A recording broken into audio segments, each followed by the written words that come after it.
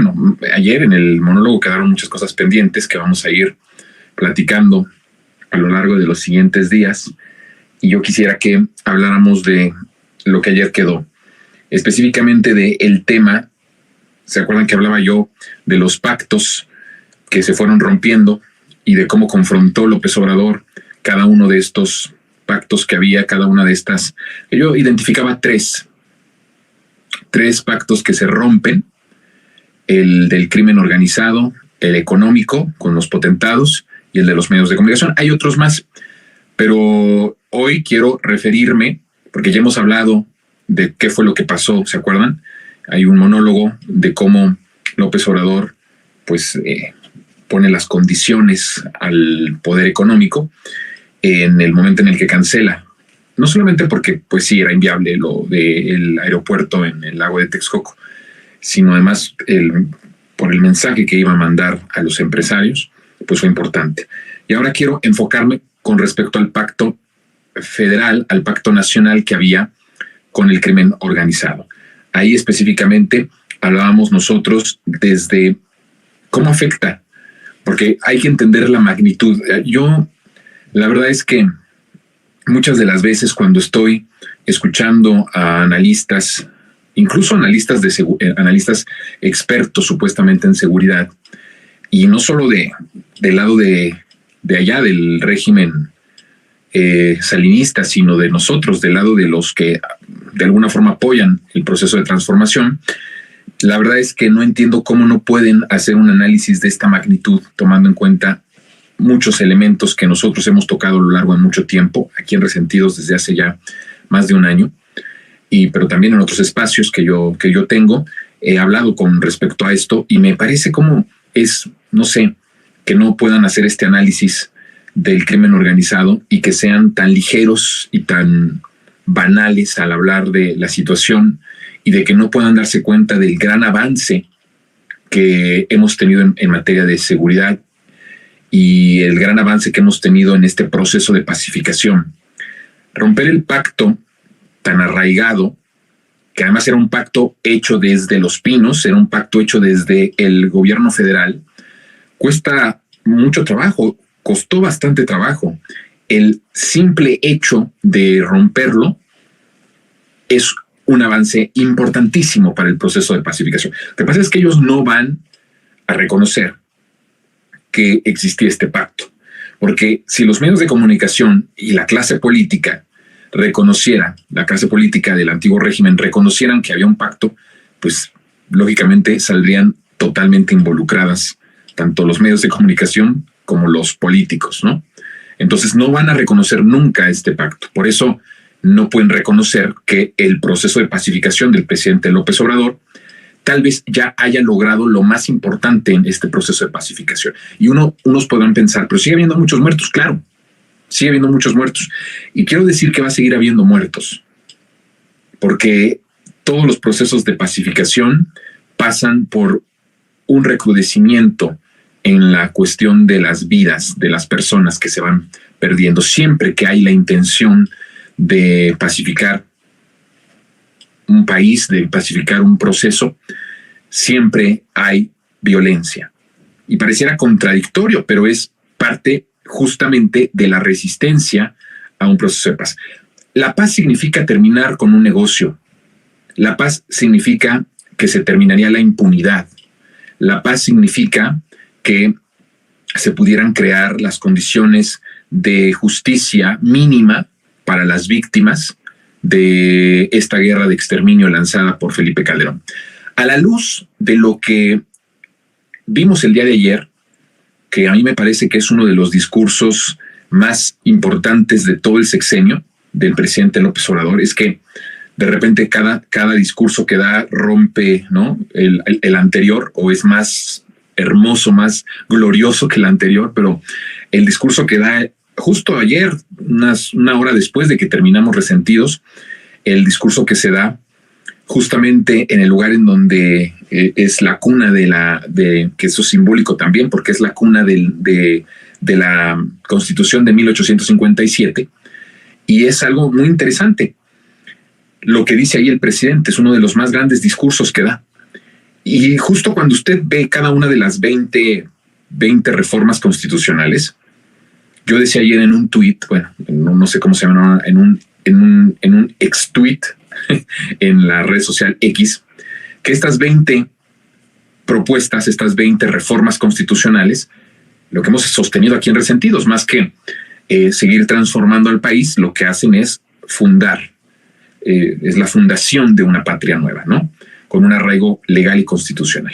O sea, la fundación de una patria nueva ya está, pero ahora se necesita que esta patria nueva, estas reglas nuevas, este sentido popular y este sentido social tengan un arraigo legal, un arraigo constitucional. Y es por eso que se mandan estas propuestas. Si usted las revisa, sobre todo lo que tiene que ver, hay cosas hermosas en lo que mandó el presidente. Imagínense ustedes, fundación de una patria nueva. Con estas 20 reformas se fundaría una patria nueva con arraigo constitucional. Entonces, no es cosa menor, es una cosa impresionante. Ayer fue un día verdaderamente histórico, de los más importantes, escuchen esto, de los más importantes de todo este proceso de transformación, lo que el presidente Andrés Manuel propuso. Hubo un problema aquí técnico. Les contaba yo, hasta perdí el hilo de la conversación, pero bueno, a ver, estábamos hablando de que lo más complicado para los procesos de paz justamente es el romper los pactos que se crean. Todas las guerras emprendidas nacen de un pacto entre naciones, de un pacto de intereses por el que declaras una guerra, ¿no? En el caso internacional, pues hay un pacto de intereses. Tanto la Primera, la Segunda Guerra Mundial era un pacto de intereses que agrupaban bandos, ¿no? Unos defendiendo sus intereses, otros defendiendo otros intereses. Entonces, siempre toda guerra inicia con un pacto. ¿Cómo inicia un proceso de paz? Rompiendo el pacto. Pero el rompimiento del pacto no significa que la paz pues llega de manera automática. Y en ese sentido hablábamos justamente de lo que el día de ayer vimos con el presidente López Obrador. Y hay cosas maravillosas ahí, pero centrándonos en la parte de justicia, lo que está proponiendo el presidente es justamente fundar un nuevo sistema de justicia. Porque hay ciertos elementos para el proceso de pacificación. Hay dos claves muy importantes en lo que el presidente ayer dijo. Por un lado, si usted ve lo que tiene que ver con la fundación de un nuevo sistema de justicia. No solamente estamos hablando de la Suprema Corte de Justicia, no solo estamos hablando de los ministros. Y de hecho creo que ya la parte del salario de los ministros es lo menos radical de la propuesta que el día de ayer anuncia y de manera inmediata también llega al Congreso. No solo es eso, es prácticamente la fundación de un nuevo sistema de justicia. Y lo que está planteando el presidente en ese sentido es que todo el aparato de justicia, tanto el nacional como el local en las entidades, tenga un apego popular. Y eso me parece importante. La clave de la transformación y de la fundación de una patria nueva tiene que ver con la vinculación al pueblo. ¿Cómo estamos logrando la transformación? Llegando López Obrador, teniendo un presidente vinculado al pueblo. ¿Qué significa vinculado al pueblo? Que tiene un pacto con el pueblo, que no tiene pactos criminales, que no tiene pactos económicos, no tiene pactos políticos, tiene un pacto con el pueblo. Por eso se ha avanzado mucho.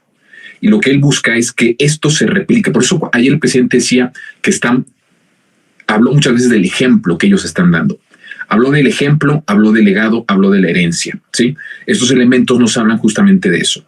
El presidente López Obrador está dejando una herencia y un legado. Esto ya lo había hablado yo anteriormente, estaba yo hablando de la herencia, ¿se acuerdan? Hay un monólogo de esto, de la herencia de López Obrador. Hablaba yo de la herencia de Carlos Salinas de Gortari como el padre de la pobreza, y estaba hablando yo de Andrés Manuel como el líder social y el presidente más importante que ha tenido nuestro país y el fundador del México moderno. Y justo ayer hablaba el presidente, hay una conexión en esto. El presidente quiere justamente que se vaya replicando. ¿Qué piensa el presidente? Poder judicial vinculado al pueblo, porque funcionó que el Poder Ejecutivo estuviera vinculado al pueblo y por eso hay tanto avance, ¿no? En lo que nosotros estaríamos pensando es que yo he hablado de esto, es que los medios también estuvieran vinculados al pueblo. Si tuviéramos medios vinculados al pueblo, tendríamos libertad de expresión, totalmente. O sea, la libertad de expresión hoy está totalmente arruinada, no por el poder, no por el Poder Ejecutivo, no por el presidente de la República, sino por los dueños de los medios de comunicación. Entonces, si tuviéramos medios vinculados al pueblo, tendríamos libertad. Tendríamos, en verdad, un ejercicio de noticias y de espacios de comunicación libres, ¿no? Independientes. Y eso es lo que quiere replicar el presidente, es una fórmula. Entonces busca que el Poder Judicial tenga una vinculación popular. ¿Por qué importa tanto esto? Porque el proceso de pacificación tiene que pasar por la justicia. Si no logramos un cambio, una fundación de un nuevo sistema de justicia en todo lo que significa esto, en toda su amplitud, no vamos a tener pacificación. ¿Por qué? Porque vamos a entrar, como hemos entrado, en un círculo vicioso, en donde por más policías que tengamos en las calles, por más cuarteles que tengamos de la Guardia Nacional en todo el territorio nacional, si se captura, si se hace un proceso de operativos para capturar, para castigar a los que están teniendo esta conducta delictiva, pues obviamente si un juez los libera, si un juez les otorga impunidad, es un cuento de nunca acabar. Y eso es lo que hemos estado viendo en este proceso de transformación. El Poder Judicial es un ente que asegura que sigamos en este círculo de violencia. ¿Por qué? Porque al haber impunidad, entonces todos los delincuentes pueden seguir haciendo lo que quieran y cada vez entrar en un nivel más alto de violencia, en un nivel más alto de, pues sí, de sangre, y entonces no van a tener castigo porque los jueces, que por cierto están protegidos, impuestos por el propio crimen organizado, pues entonces los van a liberar. Entonces, este círculo vicioso es con el que se busca terminar con estas reformas. Hay otro punto que va a la par del sistema de justicia. Es una cosa muy fuerte, es una cosa, digamos, gigantesca, ¿no? De justicia. Pero hay otro, que es la Guardia Nacional, que yo ya he explicado por qué sí tendría que la Guardia Nacional estar vinculada a la Sedena. Necesario es en estos momentos y en los siguientes años que la Guardia Nacional siga siendo un aparato que funcione operativamente y administrativamente sometido a la Sedena, es decir, sometido a las Fuerzas Armadas. No voy a dar yo el porqué de esto, ya hay un monólogo específico donde explico ampliamente por qué sí tiene que ser de esa forma. Bueno, entonces tenemos estos dos elementos, ¿no? Una fundación de un nuevo sistema de justicia y el que la Guardia Nacional esté cubierta, esté protegida, dependiendo de la Sedena. Estos son elementos que buscan justamente seguir en el proceso de pacificación. Volvemos al tema. Ha habido un gran avance en este proceso. Ha habido un gran avance en este proceso de pacificación desde el momento en que rompes con el pacto. Esto es algo tremendamente radical. Vuelvo a repetir, es tremendamente importante este rompimiento y en cualquier otro lado, no sé si en cualquier otro lado del mundo, pero en realidad si tuviéramos un poco de honestidad de parte de la comentocracia, de la prensa inmunda y de los políticos, aceptarían que lo más difícil en un proceso de pacificación es el rompimiento de un pacto. Todo lo demás es un proceso de muchísima paciencia, una paciencia, diría yo, dolorosa, porque la paciencia supone que tienes que esperar, y el esperar con tantos muertos es un proceso complicado, dolorosísimo, que nadie quisiera, pero que es un proceso que tiene que continuar. Yo dije fíjense que es algo muy importante, yo dije algo hace más de casi 6 años, cuando me entrevistaban de cadenas internacionales para hablar justamente del tema de seguridad, que era uno de los grandes retos, yo hablaba que este proceso iba a ser el más tardado y el más doloroso. Y a lo mejor, y lo dije en ese momento, podíamos pensar, o se puede pensar que es una manera muy fría de pensar o una manera muy fría de analizar. Bueno, si no haces un análisis frío, entonces no haces un análisis completo, ¿sí? No logras hacer un análisis profundo. Entonces yo decía, de todo lo que se tiene que transformar, lo más complicado y lo más doloroso va a ser el proceso de pacificación, porque incluso empezando el proceso de pacificación, terminando el pacto, rompiendo el pacto, terminando la guerra, va a seguir habiendo muertos. Pero esto indicará que vamos por un buen camino. O sea, no es lo mismo tener muertos con un pacto que tener muertos sin un pacto. Así de sencillo, para que no nos andemos por las ramas. Ahora, ¿por qué hablo y quiero hablar un poco de la magnitud del pacto? Ayer yo decía un poco que el pacto iniciaba desde los centros de fabricación. Esto es muy importante. Durante los sexenios desde Fox, pero de manera muy amplia en el sexenio de Calderón y también en el de Enrique Peña Nieto, empezaron a brotar en distintas partes del país centros de fabricación de la droga sintética. Esto es un fenómeno que se fue perfeccionando. No solamente era la siembra de la droga, sino ahora también la fabricación de las drogas sintéticas. Esas no se siembran, ¿no? Entonces, bueno, todo esto de la fabricación empezaron a crecer de una manera impresionante, que uno podría pensar cómo es que se lograron tener tantos laboratorios clandestinos de droga en el país, en la jeta de las autoridades municipales, estatales y federales. Sobre todo cuando supuestamente habías lanzado una guerra en contra del crimen organizado con el ejército y controlabas una buena parte del territorio. ¿Cómo es posible que los militares que fueron sacados en esta guerra de exterminio por Calderón, pues no se dieran cuenta de que estaban naciendo y de que estaban creciendo cada vez más estos lugares clandestinos, estos laboratorios clandestinos de fabricación de droga sintética? Impresionante. Por supuesto, impresionante si viviéramos en un país en donde tuviéramos en ese momento presidentes que no estuvieran vinculados o no fueran líderes criminales, ¿verdad? Por supuesto que se entiende en toda su amplitud, sabiendo que Calderón se convirtió en el jefe criminal del país. Entonces ahí sí tiene justificación y hasta tiene pues toda la lógica. Entonces crecieron los centros de fabricación, los clandestinos, los laboratorios clandestinos, de una forma impresionante, en las narices de las autoridades federales, estatales y municipales. Entonces, ¿cuál es uno de los primeros puntos de la profundidad de por qué digo que lo más difícil era romper el pacto? Pues que se rompe con esto desde el momento de la fabricación. Estamos viendo un proceso de que se están desmantelando como nunca, o sea, es un récord de desmantelamiento en este sexenio de laboratorios. Entonces, ahí hay un primer indicativo. Rompes el pacto y lo primero que haces es desmantelar los centros de fabricación de drogas sintéticas.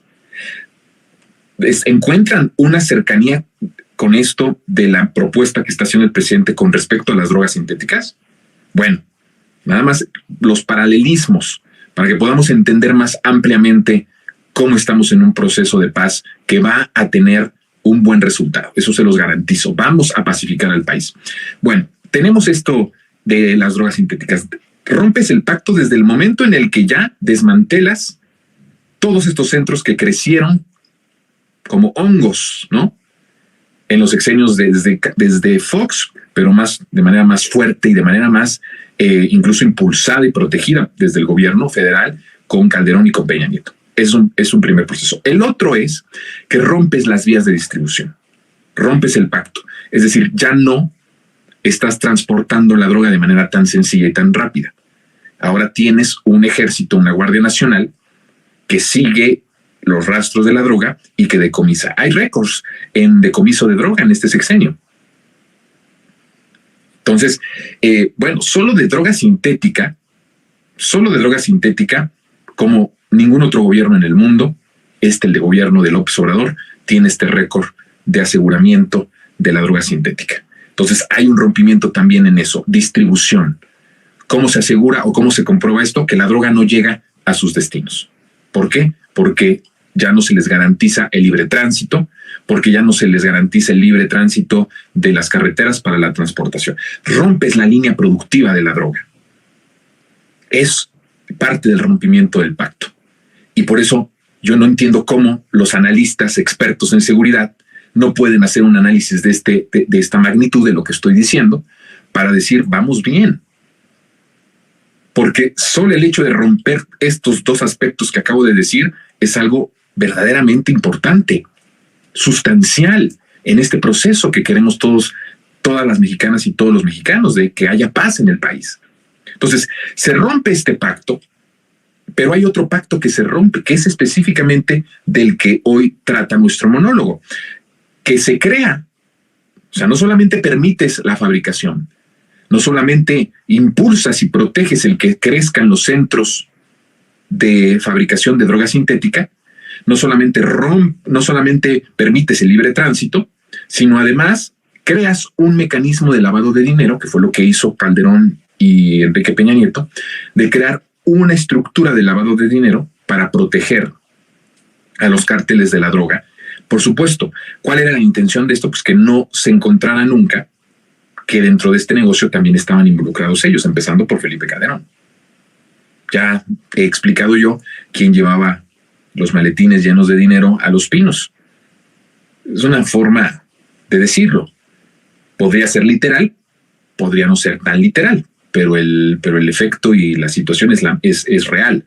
Se transportaba, llegaba el dinero a Los Pinos a través de García Luna. Después de que termina el sexenio de Calderón, se encarga, uno de ellos pues fue sin duda Navarrete Prida, pederasta, por cierto. Navarrete Prida es un come niños. Es un tema fuerte el de la pederastia en nuestro país y de la red de políticos en el poder, que estuvieron en el poder en los sexenios pasados, que tenían y que cometían este delito tan grave, tan terrible, tan desgraciado. Es otro tema. Algún momento a lo mejor lo vamos a contar. Hay nombres, hay personas que están involucradas en esto. Bueno, yo conozco personas que tenían fiestas sexuales, políticos del PRI, del PAN, y algunos del PRD, que hacían fiestas sexuales con menores de edad en departamentos por Reforma. Ya he dicho yo esta información. Tengo los nombres, sé de las personas. Pero también, bueno, si uno dice las cosas, es muy probable que Resentidos llegara a su final, en el sentido de que ya no habría conductor. Entonces hay cosas muy fuertes que están pasando en el país y que en su tiempo se tendrán que decir. Pero bueno, vamos al tema. Navarrete Prida, Osorio Chong, pues eran los que llevaban ahora, los secretarios de Gobernación, los que llevaban el dinero, ¿no?, del crimen organizado. Entonces crean esta red de lavado de dinero, que es una red que, fíjense ustedes, esta red de lavado de dinero se crea justamente con Pemex. Y es que esto de nuevo nos habla de esta degradación de todo, no de unas cuantas cosas, es la degradación de todo, la degradación de las instituciones. Imagínense una institución tan importante como Pemex, por un lado privatizándola, entregándola a los extranjeros, y lo poco que quedaba en México utilizándola para dar al crimen organizado una protección y que no se supiera a dónde iba el dinero, y blanquear todo lo que tenían o adquirían del negocio de las drogas. Por eso hablo yo de una degradación verdaderamente al límite de la monstruosidad de estos personajes. No les importaba ni les importa absolutamente nada más que sus negocios, su dinero, su poder. Entonces, a través de Pemex crearon una red de lavado de dinero. ¿Cómo la creaban? Bueno, pues a través de las gasolineras. Las gasolineras, en los lugares en donde operaban casualmente el cártel Jalisco Nueva Generación, que es les he dicho que este cártel Jalisco Nueva Generación es una creación de Calderón y de Enrique Peña Nieto, ¿sí? Y por otro lado, pues nada más y nada menos que de Sinaloa. Qué curioso, ¿verdad? Que en estos dos, donde opera el cártel de Sinaloa y el cártel Jalisco Nueva Generación, hayan tenido, a través de prestanombres, a través de personajes que eran los prestanombres, pues eran los prestanombres no solamente de los capos de la droga, sino también de los más altos puestos políticos del país en ese tiempo, en ese periodo. Entonces crearon una red de gasolineras que eran utilizadas justamente para el blanqueo de las ganancias ilícitas que obtenían pues de sus actividades delictivas. Al menos se detectaron entre 2004 y 2014, o sea, estamos hablando que es complicado la detección, y no lo hace el gobierno, por supuesto, no lo hace el gobierno mexicano en tiempos de Peña Nieto, ni de Calderón, ni de Fox, ¿no? Porque además, cuando estamos hablando 2004, 2014, pues prácticamente estamos involucrando a los tres expresidentes, dos del PAN y uno del PRI, ¿no? Estamos hablando de Fox, de Calderón y de Enrique Peña Nieto. pues no saca esta investigación estos presidentes. Lo saca justamente el Departamento del Tesoro de Estados Unidos, en donde detectan al menos estas 10 gasolineras que servían justamente para esta red de lavado de dinero. Y eso me parece que es muy importante y muy revelador, porque nos habla justamente de cada vez más la profundidad de este pacto que había y que rompe López Obrador. Entonces ya no solamente tenemos que rompes el pacto de producción, rompes el pacto de distribución y por el otro lado rompes también el pacto de impunidad, en el sentido en el que las líneas económicas que se utilizaban para poder lavar dinero, las rompes. Ya no hay ese tipo de pacto, ya no se entregan gasolineras al crimen organizado para lavar dinero.